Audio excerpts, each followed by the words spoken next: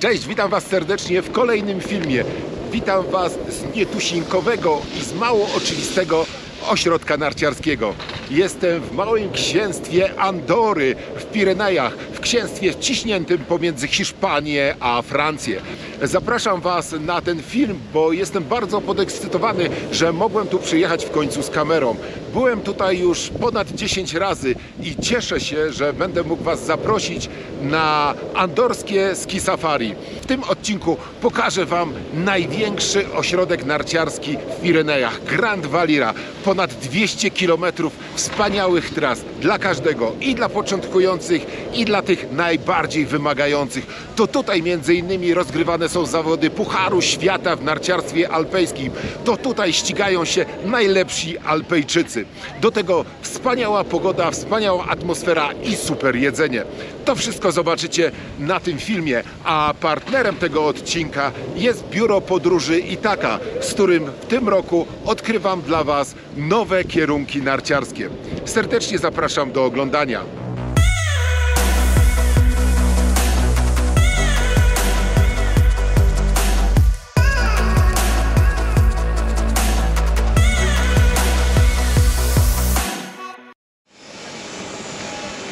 Dzień dobry, andorski poranku. Pierwsza odpowiedź od razu na początku filmu.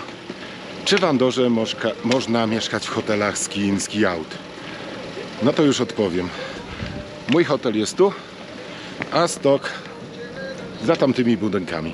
Może nie jest to dokładnie hotel ski in, ski out, ale w Andorze można mieszkać w takich hotelach, bo są hotele, które zlokalizowane są dokładnie przy stoku. Natomiast zdecydowana większość miejsc do zakwaterowania w Andorze leży w pobliżu stoków narciarskich, w pobliżu gondoli. Nawet jeżeli one nie są bezpośrednio przy stokach, to są zlokalizowane przy gondolach, do których macie dosłownie rzut beretem. Oczywiście są też hotele położone dalej, na przykład w stolicy Andory, w głównym mieście Andory. No i stamtąd trzeba dojechać kawałek autobusem, a potem przesiąść się na takiego funitela. Funitel to gondola zawieszona na dwóch linach, podobna jak jest w Jasnej czy na Hintertux-ie. Troszkę się odsuniemy, żeby ktoś mi nie zrobił garażu z 4 liter. Natomiast mieszkając w hotelu Grand Pas, w Pas de la Casa, bo to też jest ważna informacja dla Was, dlaczego to za chwilę powiem, do stoku macie dosłownie parę dziesiąt metrów. No właśnie, to jest to, o czym mówiłem. Już jestem na stoku. Teraz tylko zjazd na dół i można wsiadać do jednej z raz, dwa, trzech kanap lub gondoli. Z tym, że jedna kanapka jest tutaj taka bardzo krótka dla początkujących, bo to są takie tereny, gdzie dużo początkujących też jeździ w dolnej części tego stoku, natomiast u góry są fajne czerwone i czarne trasy, które też Wam dzisiaj pokażę. A na razie jadę zorganizować jakiś karnet, ponieważ pod dolnymi stacjami tych kanap są kasy i w ogóle cała infrastruktura związana z przyjęciem gości.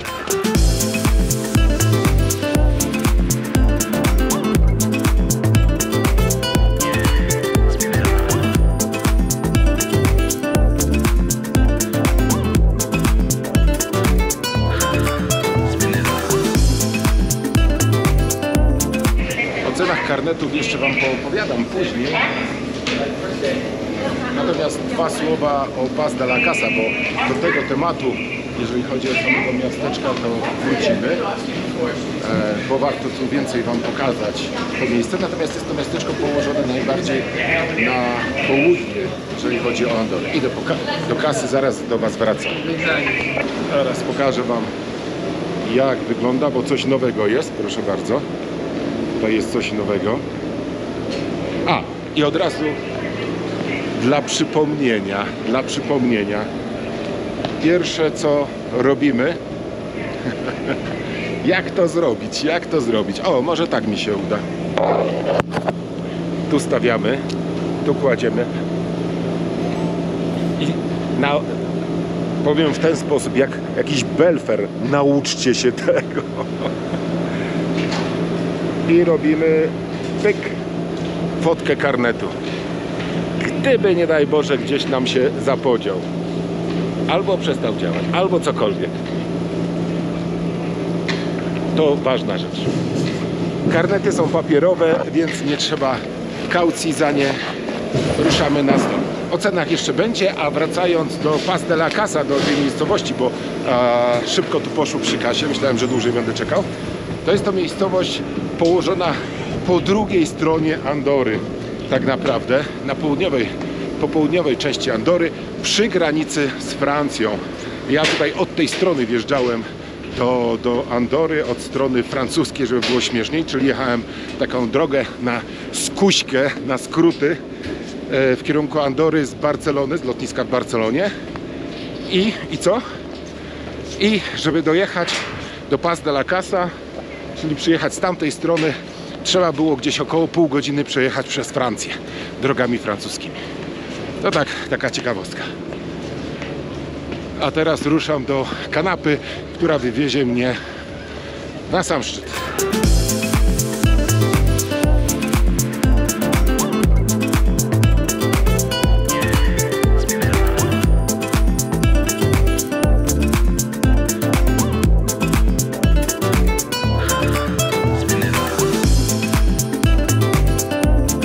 Moi drodzy, a teraz raport sytuacyjny, żebyście wiedzieli, gdzie jestem. W tym momencie wyświetla się mapka Grand Valiry z miejscem, z zaznaczonym miejscem, w którym jestem. Serdecznie Was zapraszam na to ski safari, bo wierzcie mi, że naprawdę jest co tu jeździć. Uwielbiam Grand Valirę pod tym kątem, bo uwielbiam zmieniać krajobraz, przemieszczać się między kolejnymi dolinami, zjeżdżać do różnych miejscowości, a to macie tutaj w pakiecie. Spokojnie dzisiaj objedziemy całą Grand Valirę, zabiorę Was do Zoldeu, pojedziemy do El Tarter, wiele ciekawych miejsc i oczywiście będzie wątek kulinarny we wspaniałej restauracji znajdującej się nad jeziorem. Pewnie teraz będzie zamarznięte, ale zresztą oglądajmy. To ruszamy na to ski safari po tych fantastycznych andorskich trasach.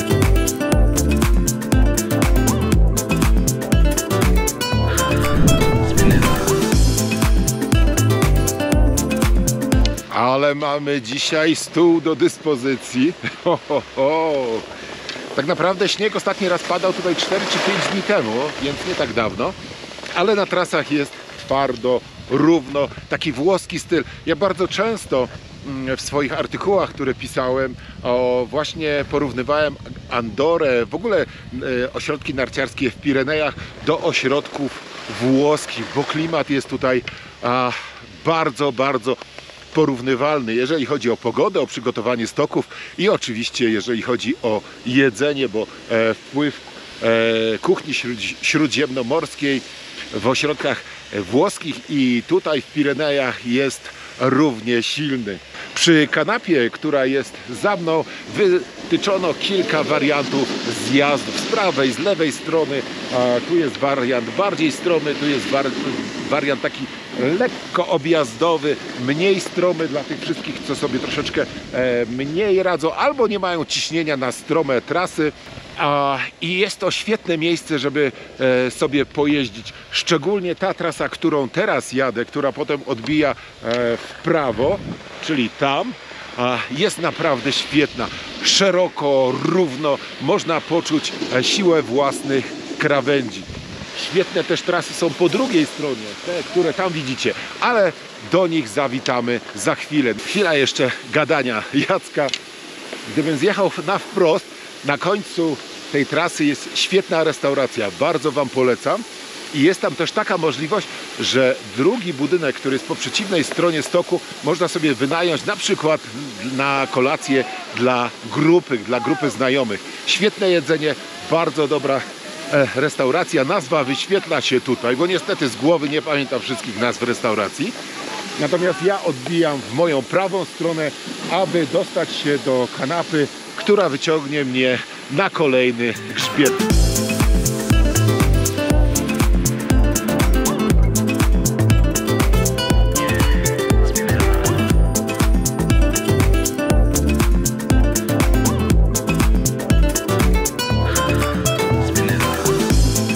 Powoli będę opuszczał mój sektor, bo cały ośrodek narciarski, cały region podzielony jest na sektory. Ja jestem w sektorze Grau Roche. Powiedzmy, że tak się to wymawia. Tutaj jest napisane. I udaję się do sektora Zoldeu. Sektor Zoldeu słynny jest z kilku rzeczy, a mianowicie świetnych tras, fajnych hoteli na stoku, a przede wszystkim tego, że tam rozgrywane są zawody Pucharu Świata. Teraz czeka mnie naprawdę długi i świetny zjazd, bardzo urozmaiconą trasą, która oznaczona jest na mapach jako czerwona, natomiast po prostu są pewne fragmenty, które są bardziej strome, a cała trasa jest bardzo ciekawa, z takimi wielkimi, jak ja to mówię, bułami, które urozmaicają nam przejazd. Pogoda dzisiaj śliczna, a jeszcze na chwilę zerknijmy na miejsce, z którego przed chwilą przyjechałem.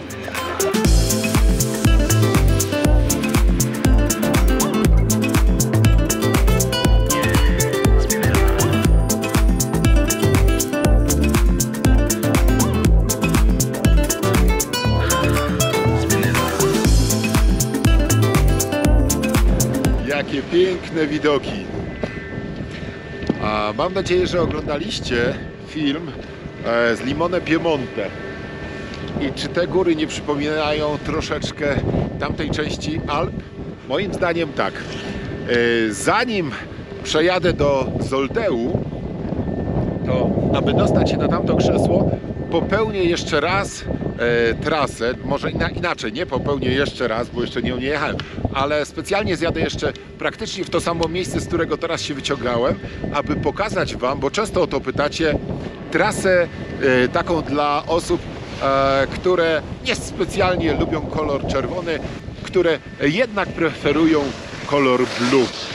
Ja też lubię kolor niebieski, więc zabiorę Was teraz na trasę, na której będziecie mogli się wyszaleć i nacieszyć kolorem błękitnym, jak tym andorskim niebem.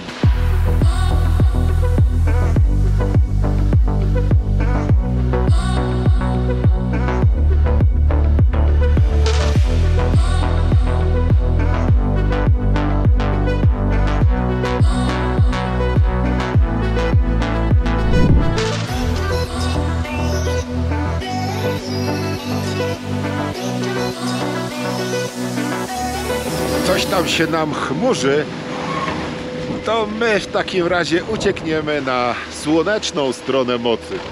Uciekamy do Zoldeu na trasy Pucharu Świata. Już dojechałem, pode mną Zoldeu. Już widzę gondolę, którą wyciągają się zawodnicy Pucharu Świata i oczywiście my też nią się wyciągniemy, bo jest bardzo ciekawie zlokalizowana dolna stacja tej gondoli. Chciałem Wam coś jeszcze ciekawostkę pokazać. Zobaczcie, ile jest z tej strony ludzi, a ile jest tutaj. Bo tu jest napisane Pista Negra. Czarna trosa. To co, zjedziemy sobie obok trasy Pucharu Świata. To trasa treningowa przed Pucharem Świata. Natomiast trasa Pucharu Świata jest tam. I pod nią wiedzie tunel, który można przejechać i udać się w kierunku miejscowości El Tarter, tam też pojedziemy. Ewentualnie jest jeszcze zjazd w prawo w kierunku Zoldeu, ale my pojedziemy sobie tą wylizaną trasą czarną. Tu nikogo nie ma. Jest tylko dla mnie, a właściwie dla nas.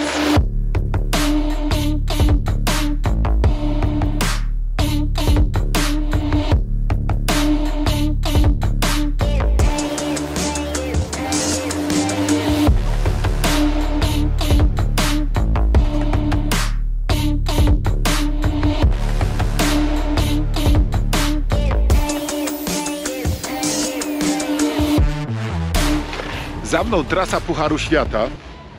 Tutaj rozgrywane są giganty i slalomy. W innym miejscu odbywa się zjazd i supergigant.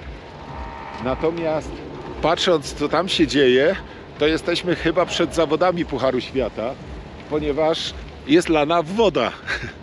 Dosłownie, co widzicie. Leją wodę, żeby z tej trasy zrobić, no nie boimy się tego słowa, żywy lód.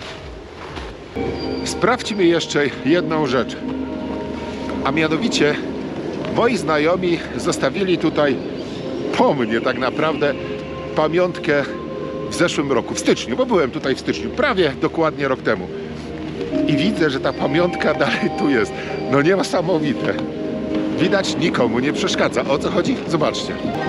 W tym momencie macie też odpowiedź, czy w Andorze, w Grandwalirze można troszeczkę zaznać après-ski.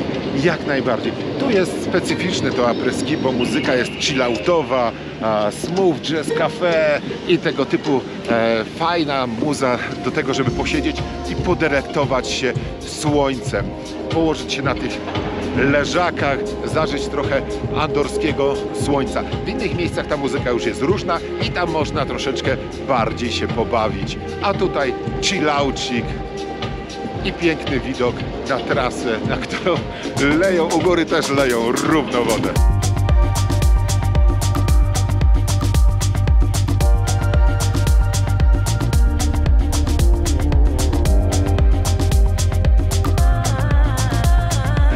Weźmiemy sobie mapkę, żebyśmy się nie zgubili. Ile byłem? Nie wiem, czy to już powiedziałem, ale w Andorze jestem, nie wiem, 12 raz już chyba. Chyba 12. Już zgubiłem to. Nie wiem, 11, 12. Tu na miejscu przy stacji Dolnej Gondoli mamy wszystko, co nam potrzeba. Są kasy, są wypożyczalnie, sprzętu pewnie tysiące sztuk par nart, jest sklep, wszystko co chcemy, a niżej i wyżej restauracje.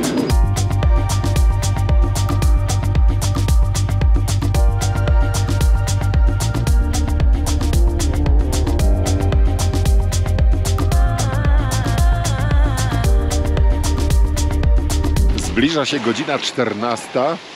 A to jednoznaczny sygnał, że czas na wątek kulinarny. Zapraszam Was do świetnej restauracji położonej nad jeziorem. Każdy tam dojedzie, ponieważ prowadzi tam taka autostrada, która znajduje się za mną. Także omija się wszelkie czerwone odcinki. Można spokojnie dojechać i pochillować tam troszeczkę.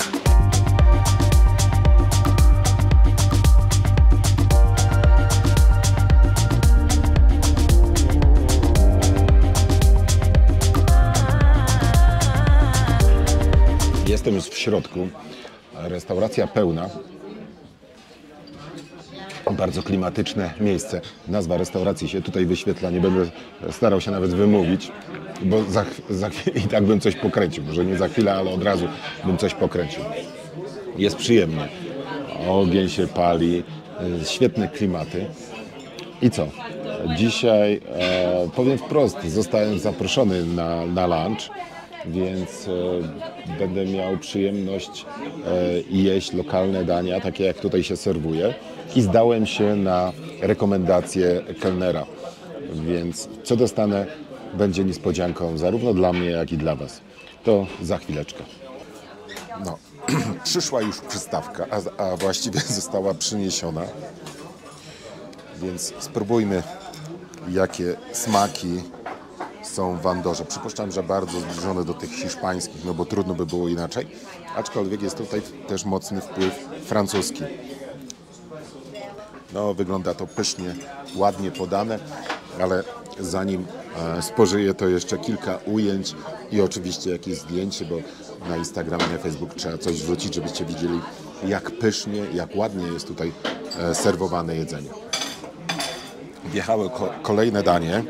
Jajko z ziemniakami, sadzone jajko z ziemniakami razem z lokalną szynką, z lokalnym hamonem i do tego grzaneczki. Pysznie to wygląda, wszystko okraszone zieleninką. No cóż, spróbujmy, jak to teraz smakuje, ale wygląda po prostu świetnie. przed daniem głównym jeszcze jedna przystawka. Ale mnie dzisiaj tutaj karmią. Ale wszystko dla was tak naprawdę. Słuchajcie, fasola z lokalną szynką, ale bardzo fajnie podana. Przepysznie zrobiona. Na ciepło. Rewelacja. Prosta rzecz, a naprawdę przepyszna. Co ja tutaj jeszcze wyczuwam? Pomidory. Drobne, suszone pomidory prawdopodobnie tutaj są. Albo marynowane.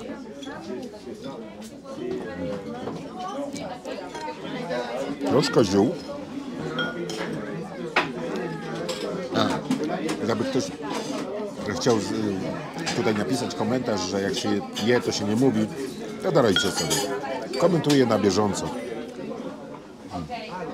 Pyszne, pyszne. I wjechało danie główne. Dużo mięsa.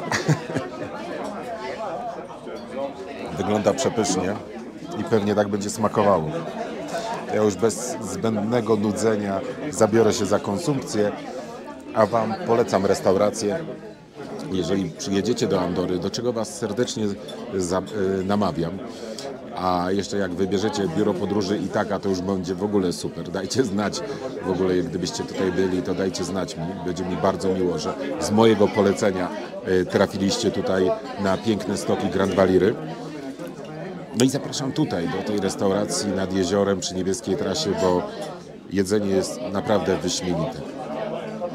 I jeszcze serwują coś takiego, jeżeli ktoś się lubuje. To jest menu na ostrygi.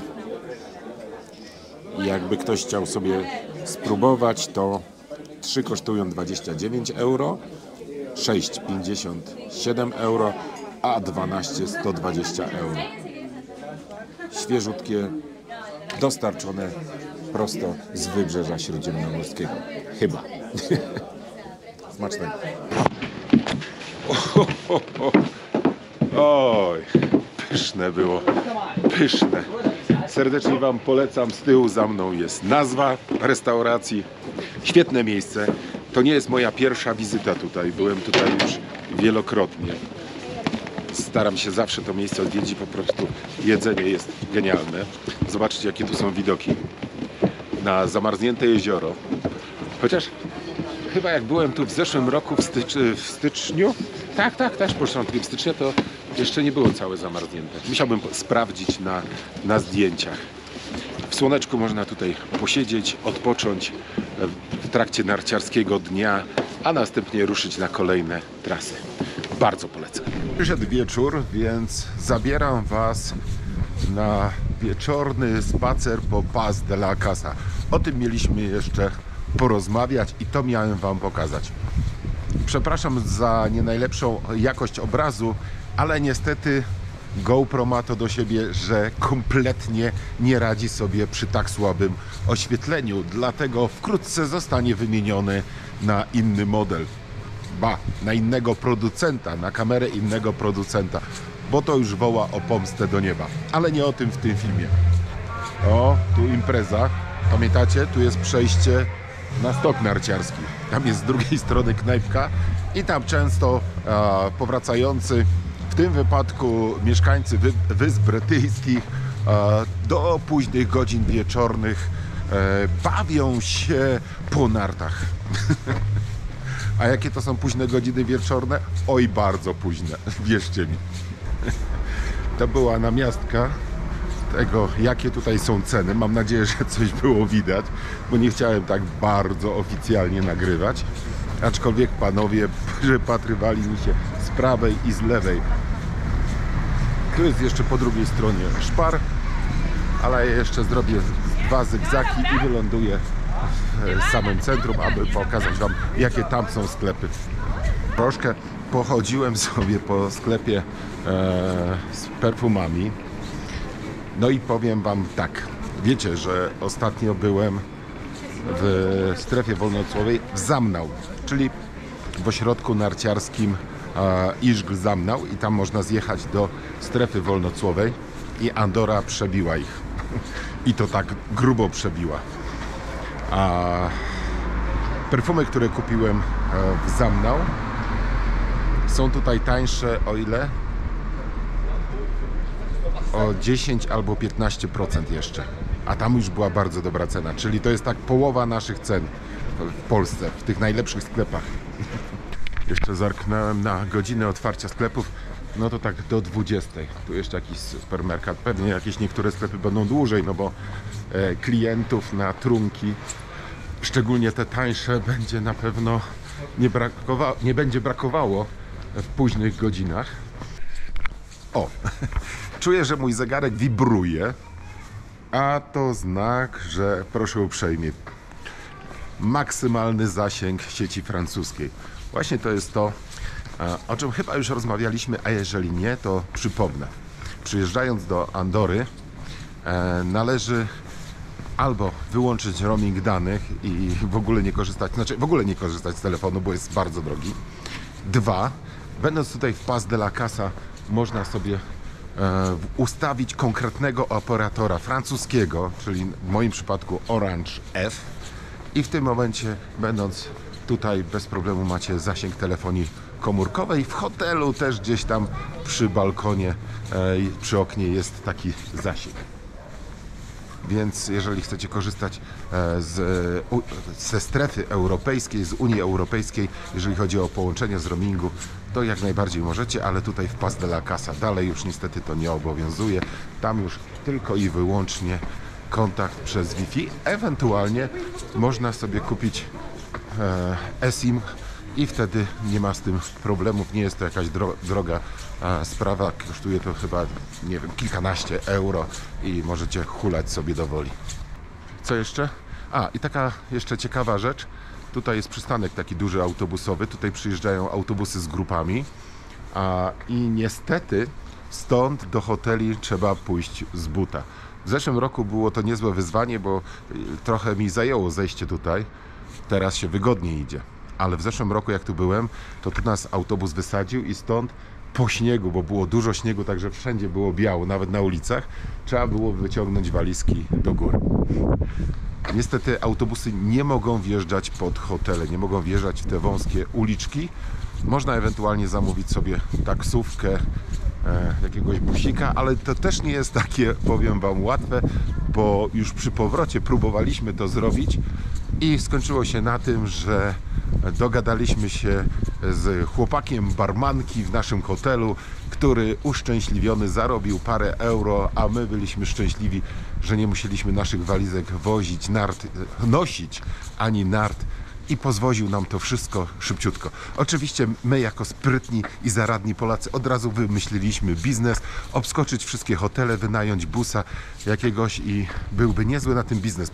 Pomyślcie o tym, bo tego tutaj nikt po prostu nie robi. Ja nie wiem czemu. To chciałbym wam coś powiedzieć, ale to tam niżej.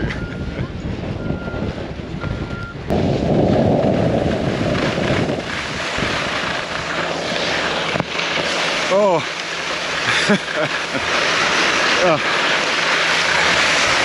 I teraz mogę z wami porozmawiać. Jeszcze zjadę kawałek niżej i będziemy rozmawiać. A co to ja chciałem wam przekazać? Tylko nie było mnie słychać, a po drugie aparat mowy mi zawiało i zamroziło. To jest następny dzień dla mnie. Pogoda się troszkę zmieniła, dzisiaj walczy. Zjazdy do doliny są jak najbardziej ok, osłonięte od wiatru. Jedynie na szczytach widzieliście, co się dzieje.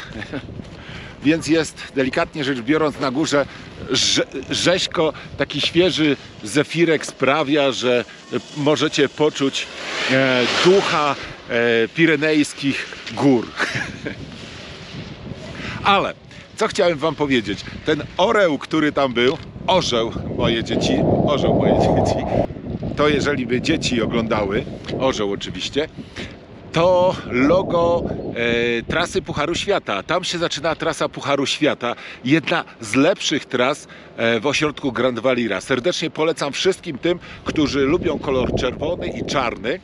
Aczkolwiek z tym czarnym to tak, no taka dobra czerwona, bym powiedział. Jest tu co jechać, a przede wszystkim zobaczcie, co tu się dzieje.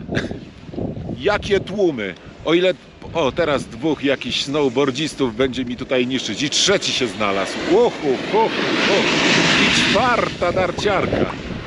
Toż to mi rozjeżdżą ten stok. I hałasu narobią. Tu jest po prostu pusto.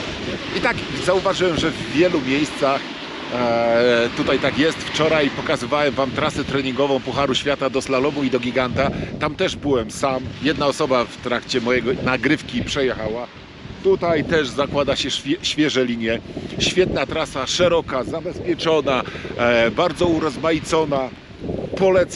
Polecam i jeszcze raz polecam. A takie socjologiczne zjawisko tutaj zauważyłem, bo jest tak, tutaj dużo obywateli Wielkiej Brytanii, jest tutaj sporo Hiszpanów, czyli takie nacje, które z narciarstwem mają troszkę mniej wspólnego. Ale to sprawia też, że w takich miejscach jak to, na takich trasach, gdzie już jest trudniej, gdzie trasy są wymagające, jest po prostu pusto. Oni skupiają się na tych głównych trasach, na głównych przejazdach, na płaskich stokach, blisko restauracji albo barów i tam ich jest najwięcej. Z drugiej strony zauważyłem, że w restauracji, w której wczoraj miałem lunch, zjadę trochę niżej, żeby nie wiało aż tak bardzo, też obywateli Wielkiej Brytanii nie było zbyt wielu. Oni raczej goszczą w barach après-ski. Tam raczej siedzieli Francuzi i trochę Hiszpanów było. I Jacek. A na razie zapraszam was na piękną trasę Pucharu Świata. To tutaj najlepsi Alpejczycy rozgrywają zjazd i superligę.